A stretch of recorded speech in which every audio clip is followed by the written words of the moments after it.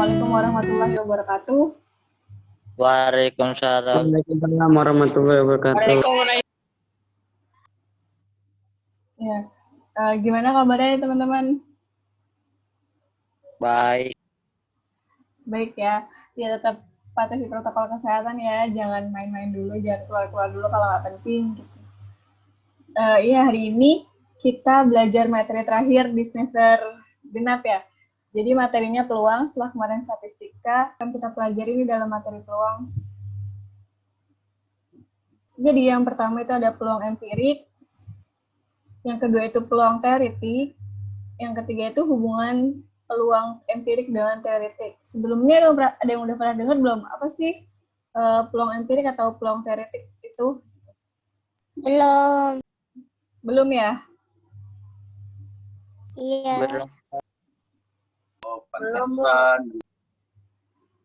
Ya, jadi hari ini tuh kita belajar materi yang pertama sama yang kedua. Jadi apa itu peluang empirik sama apa itu peluang teoretik. Untuk hubungan keduanya itu kita pelajari minggu depan ya. Ada beberapa definisi yang akan kita biasa sebutkan atau yang nantinya bakal kalian familiar gitu dengan kata-kata ini. Yang pertama itu peluang. Jadi apa sih definisi peluang? Coba dong tolong bacain. Sebuah peristiwa itu ada kemungkinan berapa besarnya tuh, ada berapa sih peluang kejadian itu bakal muncul lagi gitu, atau berapa kali sih kejadian ini bakal nggak muncul lagi gitu. Itu pengertian peluang. Yang kedua itu sampel. Himpunan dari semua hasil yang mungkin pada suatu percobaan atau kejadian. ya. Anggota yang ada di dalam ruang sampel. Ya, siapa itu yang baca? Itu himpunan bagian dari ruang sampel. Next. Nah, ini pengertian dari peluang empirik. Coba dibaca. Peluang empirik perbandingan antara frekuensi kejadian terhadap percobaan yang dilakukan. Ya, terima kasih. Ya, jadi peluang empirik itu perbandingan antara frekuensi kejadian terhadap percobaan yang dilakukan.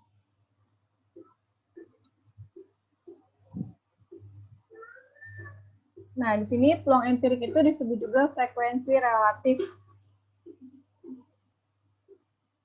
Jadi rumusnya itu NP atau nilai peluang empirik sama dengan perbandingan antara frekuensi kejadian yang diharapkan atau NA dibagi dengan frekuensi seluruh percobaan atau NS. Ini juga ada frekuensi harapan. Jadi frekuensi harapan itu sendiri apa nih? Banyak yang diharapkan muncul untuk jumlah percobaan tertentu. Iya, siapa berapa banyak yang diharapkan muncul untuk jumlah percobaan tertentu. PA atau peluang kejadian A dikali N, jumlah percobaan yang dilakukan. Atau soal untuk peluang teoretik, coba dengan yang dilakukan sebanyak 20 kali, ternyata tim Indonesia memenangkan 12 kali. Dari sering 6 kali dan 2 kalah. Berapa peluang tim Indonesia akan menang? Ya, siapa tadi yang baca? Tandingannya itu dilaksanakan sebanyak 20 kali. Berarti NS-nya atau jumlah percobaannya itu kan 20 kali ya. Berarti NS-nya itu 20. Kemudian tim Indonesia itu menang sebanyak 2 kali. Berarti NA-nya itu 12. Karena yang ditanya nanti peluang tim Indonesia akan menang. Kalau yang ditanya peluang tim Indonesia akan kalah, berarti NA-nya berapa? Indonesia akan kalah, berarti NA-nya itu 2 ya. Berarti NA-nya 2. Nah, sekarang kita substitusi nih. Karena kita sudah tahu NA sama NS-nya, tadi kan rumus dari peluang teoretik itu NP sama dengan NA dibagi NS ya. NA-nya diketahui 12, NS-nya 20, berarti NP sama dengan 12/20. Ini kita perkecil ya, keduanya sama-sama dibagi 4. Berarti peluang tim Indonesia akan menang itu 3/5. Paham sampai sini? Paham. Paham ya? Kalau yang ditanya peluang tim Indonesia akan kalah, berapa? Dua. Berarti NS-nya berapa? NS-nya 20. Ya, NS-nya 20. NA-nya? NA-nya kalau kalah 2. Ya, kalau kalah NA-nya 2. Nilai NP-nya priority? NA dibagi NS Ya, 2/20. ya 2/20. Perkecil jadi 1/10. Ya, sama-sama dibagi 2 ya. Lisa dan Aryo melakukan percobaan dan menggunakan sebuah uang logam di atas.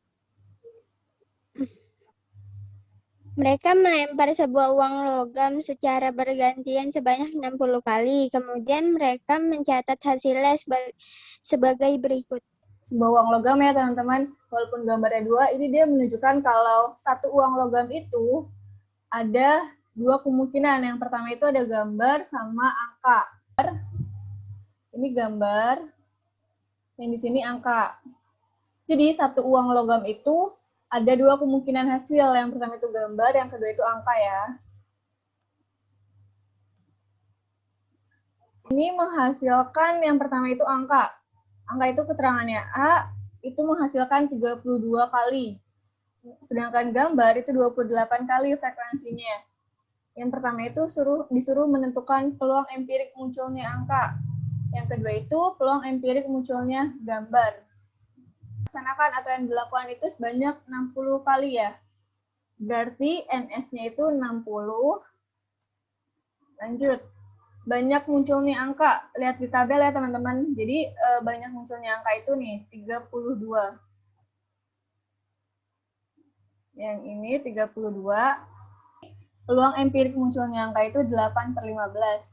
Kalau yang B, gimana nih? Ada yang tahu? Masih sama ya, 60. Kemudian NA-nya berapa?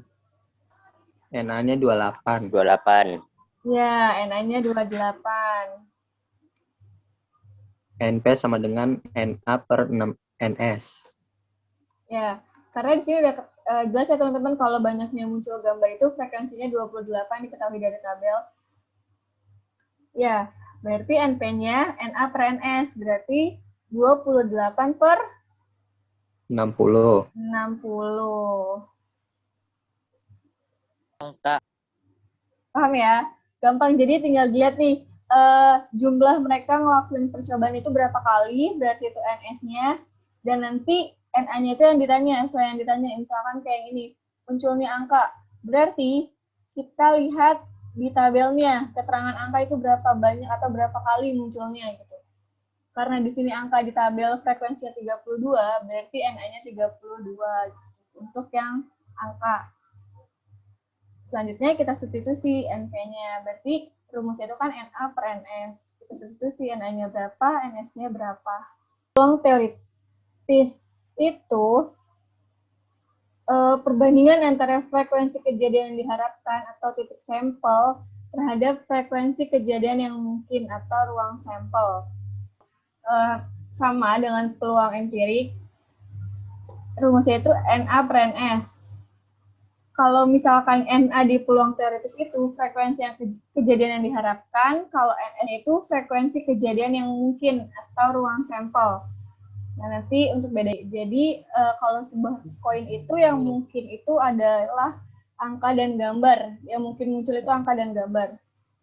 Berarti anggota ruang sampelnya atau NS-nya itu 2 ya, karena hanya angka atau gambar. Berarti NS-nya itu 2. Dadu. Berarti ruang sampelnya apa aja kalau sebuah dadu? Dadu itu angkanya sampai berapa sih? 6. 6. Ya. Berarti ruang sampelnya itu 1, 2, 3, 4, 5, dan 6. Berarti banyaknya anggota ruang sampel atau NS-nya berapa? 6. 6. Teman-teman, kalau misalkan sebuah koin, berarti ruang sampelnya hanya A dan G, terus banyaknya anggota ruang sampel atau NS-nya itu 2. Kalau sebuah dadu itu 6. Banyaknya ruang sampelnya. Percobaan 2 mata uang logam atau koin. Nah, yang pertama itu kita disuruh menentukan banyaknya anggota ruang sampel. Yang kedua itu banyaknya kejadian atau titik sampel yang menunjukkan keduanya angka. Yang ketiga itu banyaknya titik sampel yang menunjukkan keduanya gambar. Sedangkan yang terakhir itu banyaknya kejadian yang menunjukkan satu angka dan satu gambar. Ada yang tahu anggota ruang sampelnya apa aja? Ya, jadi anggota ruang sampelnya itu ada angka-angka, angka gambar, gambar angka, dan juga gambar-gambar ya. Jadi, banyaknya anggota ruang sampel itu atau NS-nya 4. Kenapa 4? Karena di sini 2 mata uang logam ya. Kalau 1 mata uang logam, berapa anggota? Dan keduanya angka. Kita lihat nih, di anggota ruang sampel. Karena di sini keduanya angka hanya 1, yang ini ya, angka-angka kan. Berarti banyaknya itu hanya 1 ya. Sini. Yang C, banyaknya menunjukkan keduanya gambar. Itu juga hanya ada 1, yang ini gambar-gambar. Berarti di sini 1. Kalau yang D, cara mencari banyaknya anggota ruang sampel. Kan tadi kalau misalkan 1 koin itu ada 2 ya. Kalau 2 koin itu ada 4, berarti kalau 3 koin itu bukan 6. Kita pakai kuadrat, udah paham kan ya? Bisa 3 pangkat 2. 2 pangkat 3. Oh, lupa uang koinnya. Pangkat.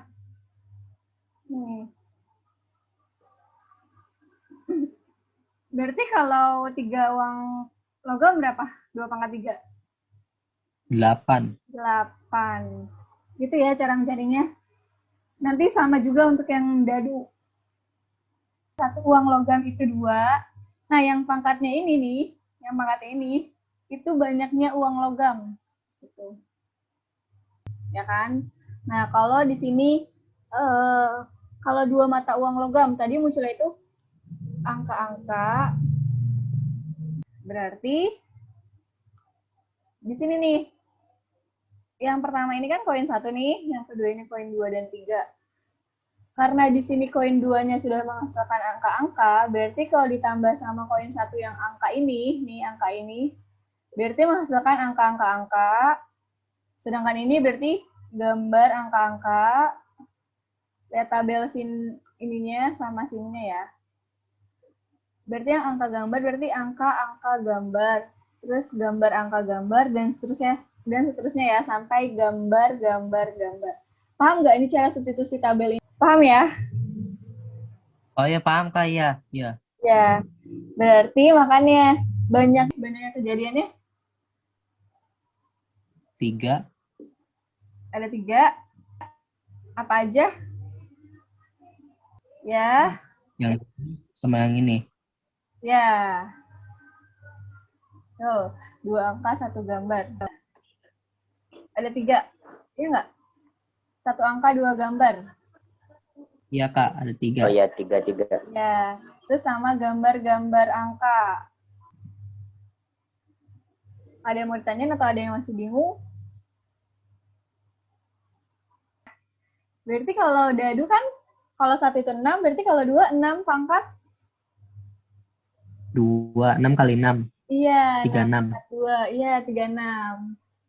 Kurang lebihnya mohon maaf. Wassalamualaikum warahmatullahi wabarakatuh. Waalaikumsalam warahmatullahi wabarakatuh. Warahmatullahi wabarakatuh. Terima kasih ya teman-teman.